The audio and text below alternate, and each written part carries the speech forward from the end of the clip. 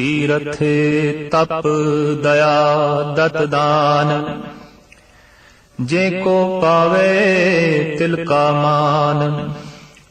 सुनिया मनिया मन कीता भाओ, अंतरगत तीरथ मल नाओ। सब गुण तेरे मैं नाई कोए, बिन गुण कीते भगत ना होए।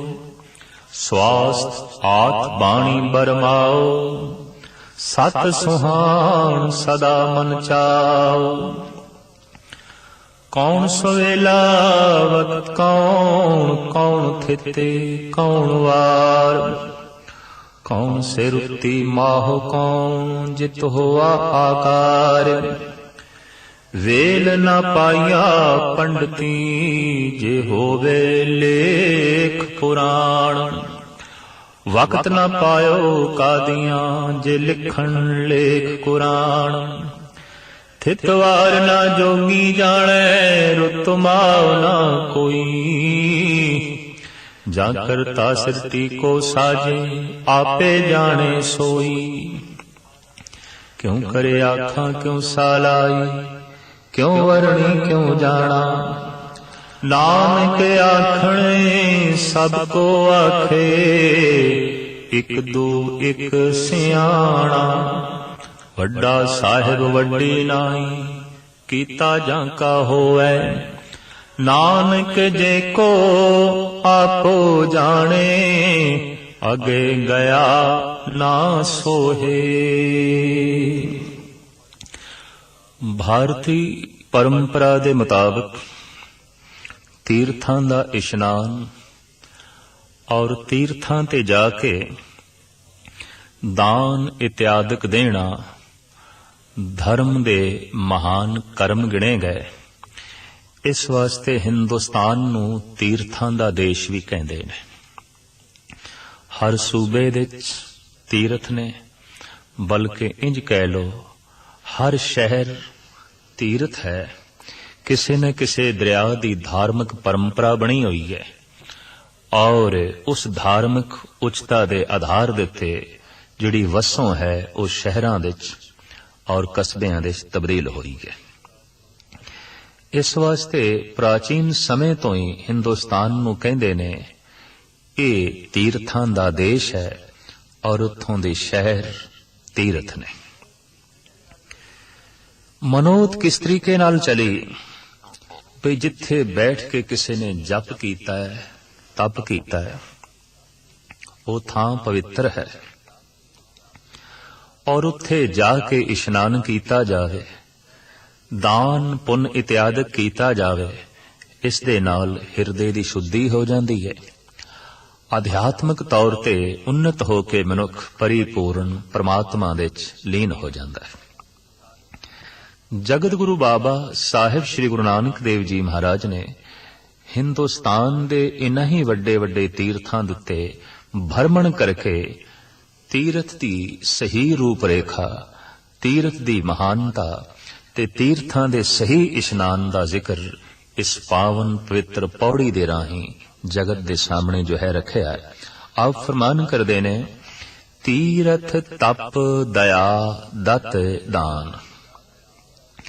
तीर्थां ते जाके कोई तीर्थां दी ही परंपरा दे मुताबिक इशनान करे, तप इत्यादि करे और दया वस हो के उत्थे लोड़वंदियां नूं दान देवे और वस्त्र देवे, पदार्थ देवे, धन देवे, तां साहिब कहंदे ने इसदा फल यही हो सकदा है जे को पावे तिल का मान।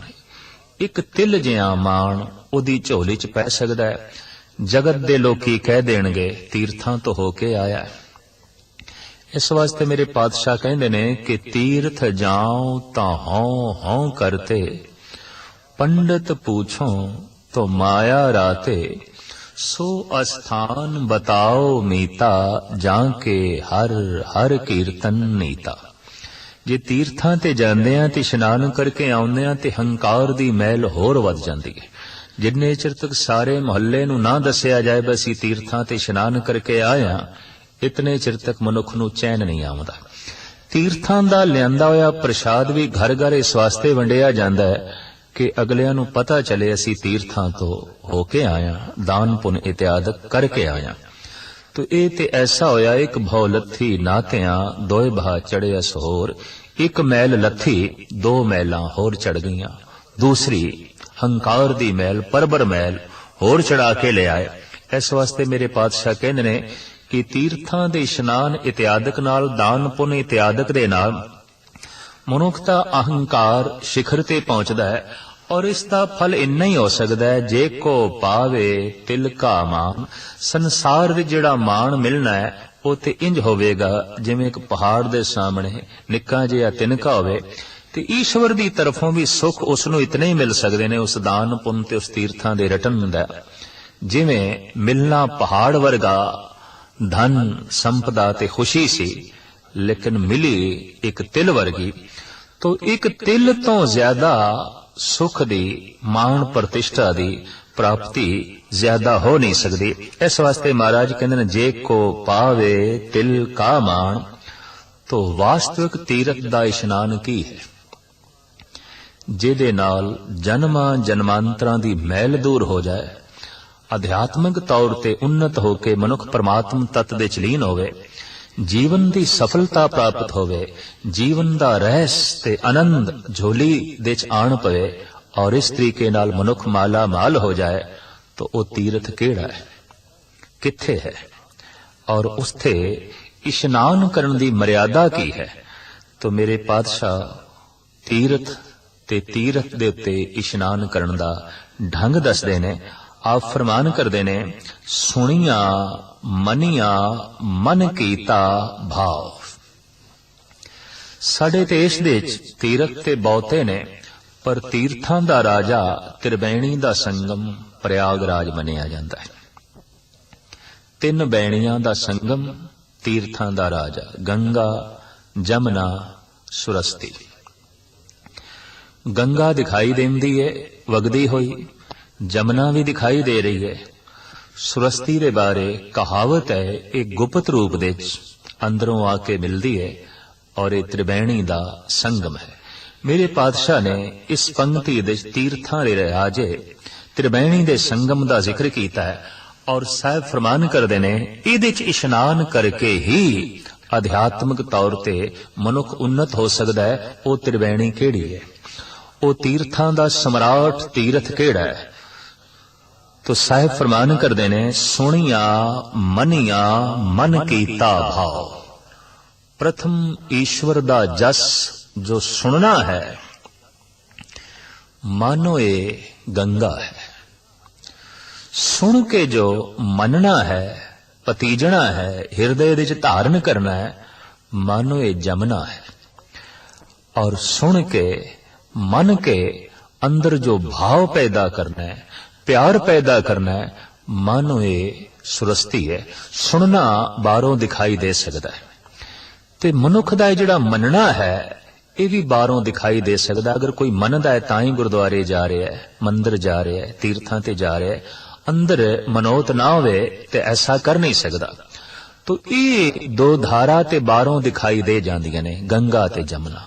पर भाव प्रेम ये आंतरिक दशा है, ये अंदर दी हालत है, ये बाहर ते प्रगट नहीं हो सकता कि इस मनुख दे अंदर प्यार है, भाव है, भाव ये सुरस्ती है, ये गुप्त बैणी है।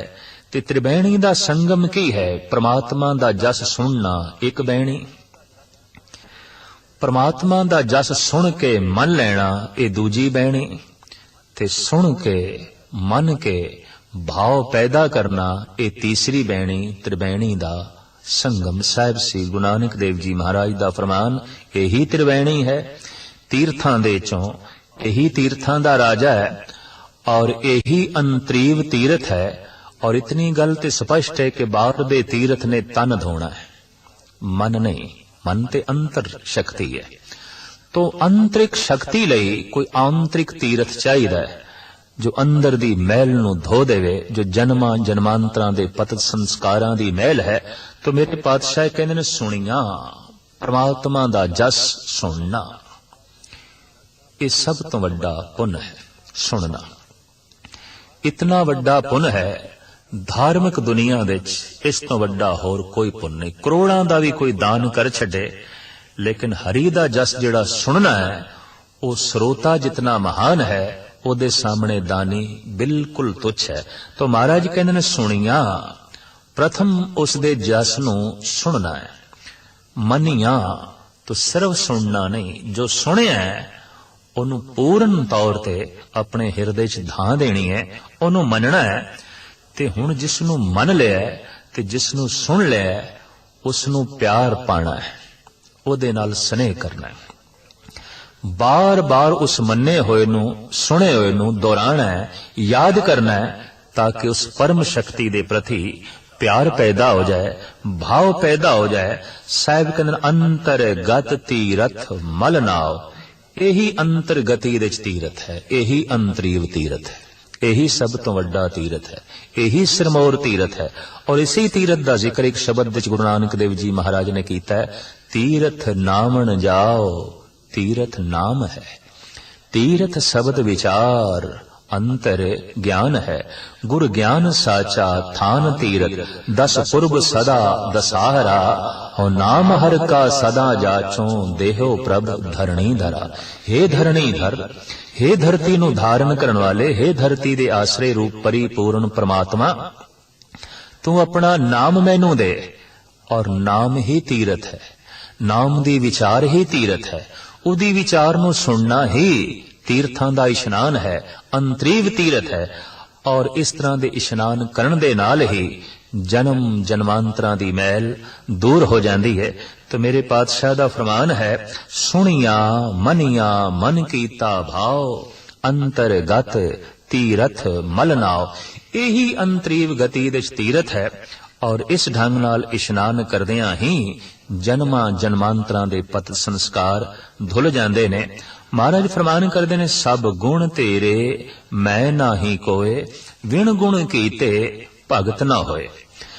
भक्ति गुणा तो बिना हो नहीं सकती, गुणा तो बिना वास्तविक तेरे नेड़े होना बड़ी औखी गल है। सुनना भी एक गुण है, मनना भी एक गुण है, भाव गुण है, सील संयम गुण है।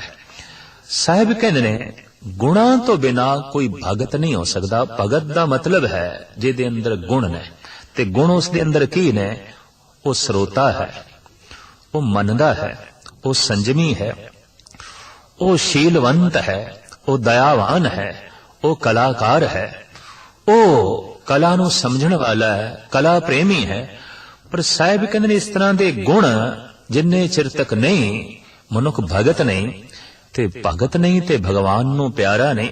इस वास्ते साहिब कहंदे ने, विण गुण कीते भगत ना होए, बिना गुण धारण कीते तो भगती हो ते सकदी नहीं। पर यह भी स्पष्ट है कि सब गुण तेरे मैं ना ही कोई, गुण ते सारे ही तेरे ने, मेरे थोड़ी ने। जैसे कमरे विच सूरज दी रोशनी है ते कमरा मेरा, मैं ऐसा दावा कर रहा तो चूंकि कमरे च रोशनी है तो रोशनी ते भी मैं दावा कर सकदा, ये रोशनी मेरी है क्योंकि मेरे कमरे च है। लेकिन ऐसा दावा असी कर सकते हैं, पर फिर भी ये दावा झूठा है। रोशनी सूरज दी है, प्रकाश सूरज दा है। हाँ, मेरे कमरे च भी वो सूरज प्रकाशमान है। ये ते मनुख दावा कर सकता है ये गुण मेरे ने, पर यह दावा फिर भी फोका होवेगा। जैसे सूरज की किरण ने कमरे नूं मुनव्वर कीता है, परमात्मा की किरण ही मनुख दे हिरदे नूं मुनव्वर करदी है।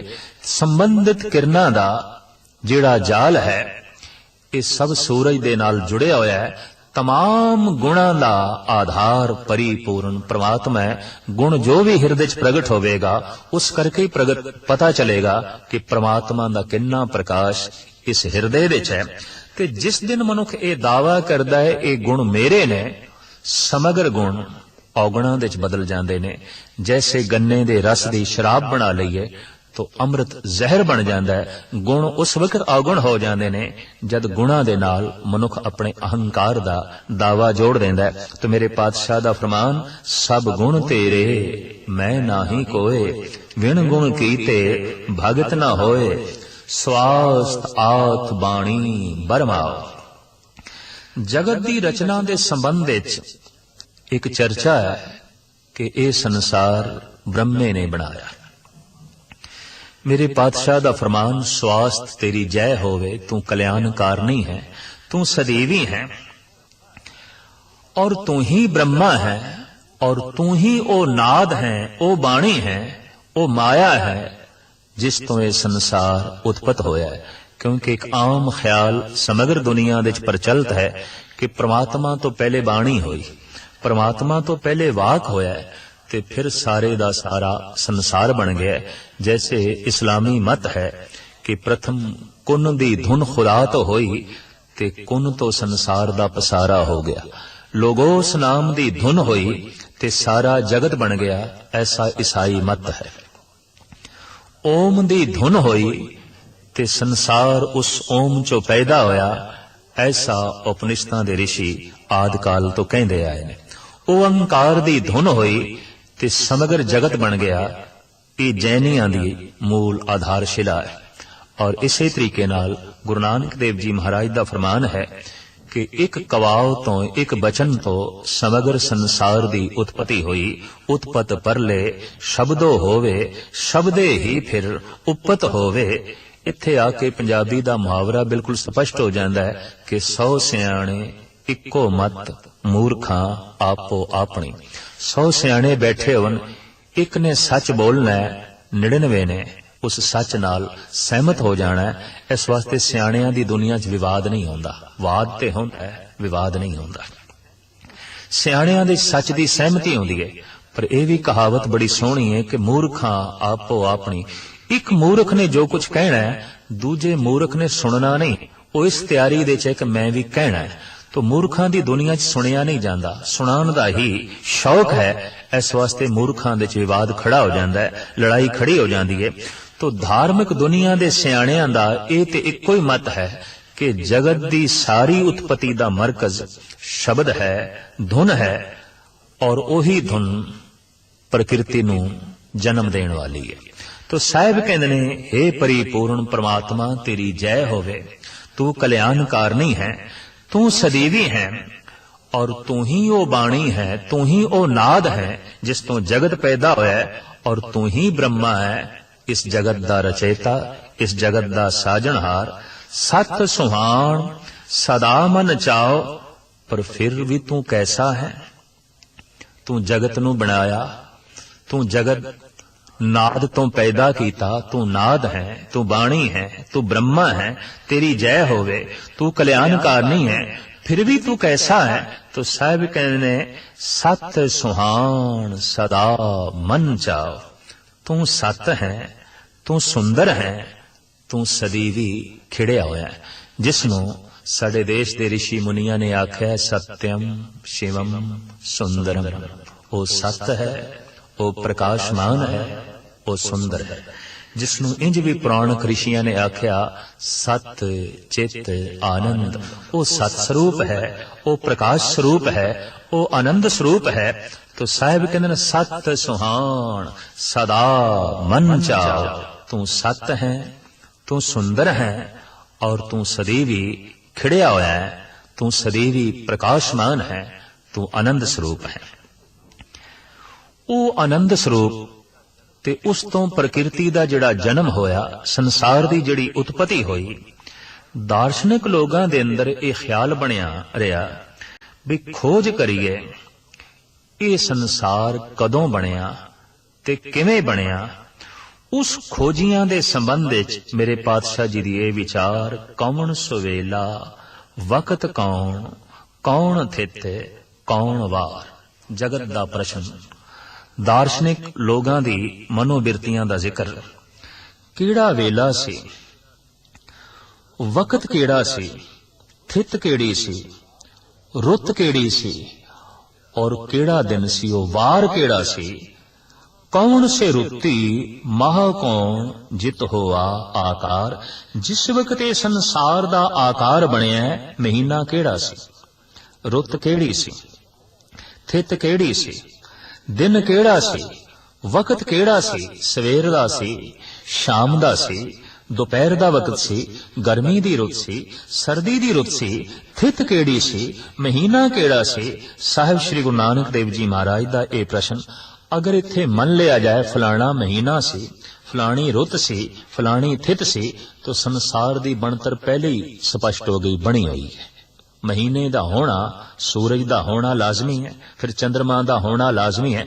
ਇਸ ਵਾਸਤੇ ਸਾਹਿਬ ਕਹਿੰਦੇ ਨੇ ਕੋਈ ਸਹੀ ਅੰਦਾਜ਼ਾ ਲਾ ਕੇ ਨਹੀਂ ਕਹਿ ਸਕਦਾ ਕੌਣ ਸਵੇਲਾ ਵਕਤ ਕੌਣ ਥਿਤ ਕੌਣ ਵਾਰ, ਕੌਣ ਸੇ ਰੁੱਤੀ ਮਾਹੋ ਕੌਣ ਜਿਤ ਹੋਆ ਆਕਾਰ। ਜਿਸ ਵਕਤ ਇਹ ਆਕਾਰ ਬਣਿਆ, ਜਿਸ ਵਕਤ ਇਹ ਸੰਸਾਰ ਬਣਿਆ, ਕੌਣ ਦੱਸੇ ਕਿ ਮਹੀਨਾ ਕਿਹੜਾ ਸੀ, ਰੁੱਤ ਕਿਹੜੀ ਸੀ, ਥਿਤ ਕਿਹੜੀ ਸੀ, ਵਾਰ ਕਿਹੜਾ ਸੀ, ਵਕਤ ਤੇ ਵੇਲਾ ਕਿਹੜਾ ਸੀ। ਮਹਾਰਾਜ ਕਹਿੰਦੇ ਅਗਰ ਕਿਸੇ ਦੀ ਪਕੜ ਦੇ ਵਿੱਚ ਇਹ ਆਇਆ ਹੁੰਦਾ ਤਾਂ ਇਸ ਸੰਬੰਧੀ ਮਜ਼ਮੂਨ ਧਾਰਮਿਕ ਗ੍ਰੰਥਾਂ ਵਿੱਚ ਲਾਜ਼ਮੀ ਆਉਂਦਾ, ਜਦ ਕਿ ਮਜ਼ਮੂਨ ਹੈ ਨਹੀਂ। ਵੇਲ ਨਾ ਪਾਇਆ ਪੰਡਤੀ ਜੇ ਹੋਵੇ ਲੇਖ ਪੁਰਾਣ। ਇਹ ਵਕਤ, ਇਹ ਰੁੱਤ ਤੇ ਮਹੀਨਾ ਥਿਤ ਪੰਡਤਾਂ ਨੂੰ ਨਹੀਂ ਲੱਭ ਸਕਿਆ, ਨਹੀਂ ਪਤਾ ਚੱਲ ਸਕਿਆ।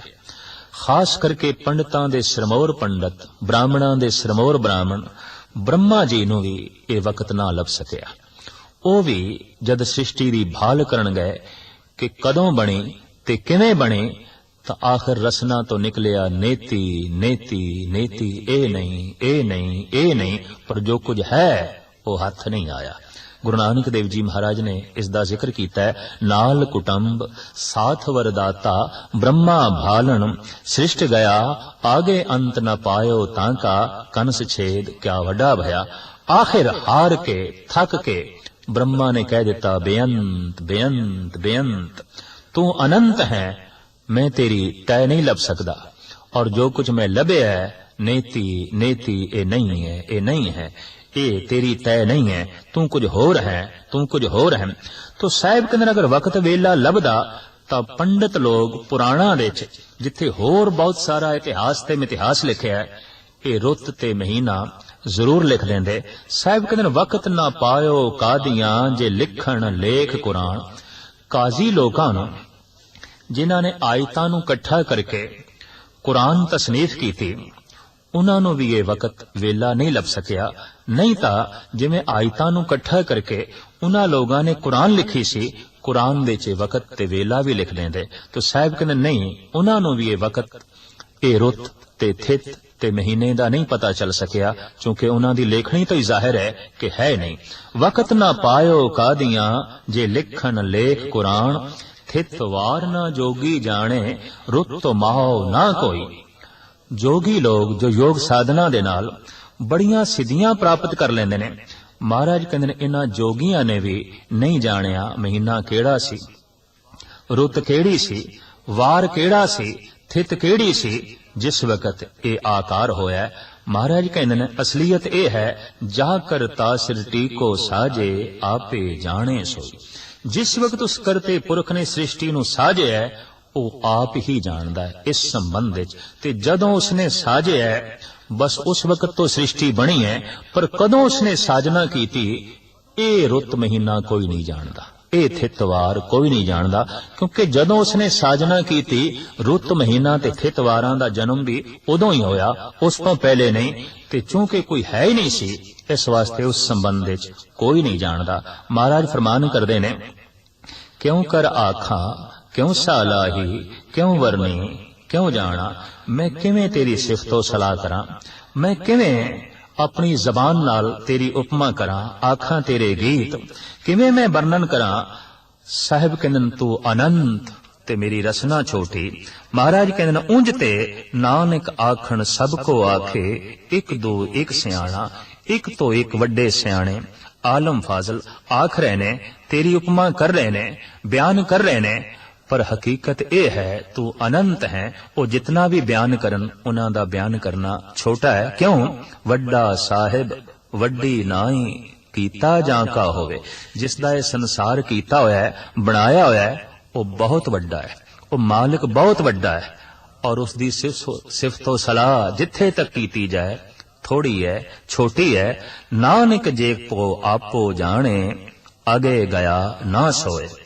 कोई ये दावा करे कि मैं आख सकदा, कोई ये दावा करे कि मैं जान सकदा कदों परमात्मा ने सृष्टि बनाई, और मैं रुत नूं भी समझ सकदा, थित नूं भी समझ सकदा, महीना किहड़ा सी, वार किहड़ा सी, मैं सब कुछ जानदा और मैं जान लवांगा, या मैं ये जान लिया है, इस ढंग दा कोई दावा करे तो मेरे पातशाह दा फरमान, नानक जे को आपो जाने अगे गया ना सोए। इस ढंग दे नाल कोई दावा करे कि मैं जानदा, मैनू सब कुछ पता है, अगे जाके सुभायमान नहीं होवेगा, परमात्मा दी दरगाह विच मान नहीं पावेगा, और उसका दावा फोका होवेगा, झूठा होवेगा, क्योंकि उस अनंत नूं, उस असीम नूं जबान दी सीमा नाल, दिमाग दी सीमा दे नाल जानना बहुत औखा है।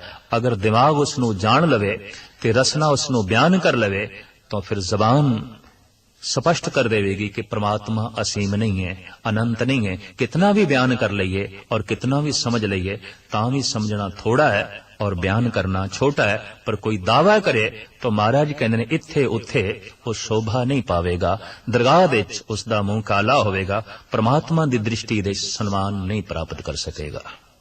क्योंकि असीम नूं जानन दा दावा उस असीम नूं सीमित करना है, अनंत नूं जानन दा दावा ओनू किसी हद तक बेअंत साबित करना नहीं है। मानो असी उसदा अंत पा लिया, मानो असी उसदी सीमा कर लईए। ये ते इस तरह होवेगा जिवें किसी सुल्तान नूं आख्या जाए तू बहुत वड्डा चौधरी है, किसी महान धनवान नूं आख्या जाए तू बहुत वड्डा भिखारी है, किसी महान सुंदर नूं ये आख्या जाए तू बहुत वड्डा करूप है। वड्डा ते आख्या जा रहा है पर उन्होंने नाल करूप भी आख्या जा रहा है। वड्डा ते आख्या जा रहा है पर बादशाह नूं चौधरी आख्या जा रहा है। तू सुल्तान कहां मियां तेरी कौन वडाई। साहिब श्री गुरु नानक देव जी महाराज दा फरमान है ते तू बादशाहां दा बादशाह, पर मैनू वर्णन करन दा ढंग नहीं आउंदा। मैं तेनू मियां जी आखी जाना, मैं तेनू चौधरी आख्या जाना। तो हुण बादशाह नूं चौधरी कहना ये बादशाह दी तौहीन है। सम्राट नूं सिर्फ मियां जी करके कह देना ये बादशाह दी तौहीन है। ते परमात्मा प्रति इंज कह लेना कि मैं जान लिया है तू किस समय सृष्टि दी साजना कीती सी, किवें जगत नूं बनाया, मैं तेनू जान लिया। ते जानन दा दावा करना ही परमात्मा नूं छोटा बयान करना है। इस वास्ते साहिब कहंदे ने तू कितना भी बयान कर तेरे बयान दे च वो नहीं आवेगा।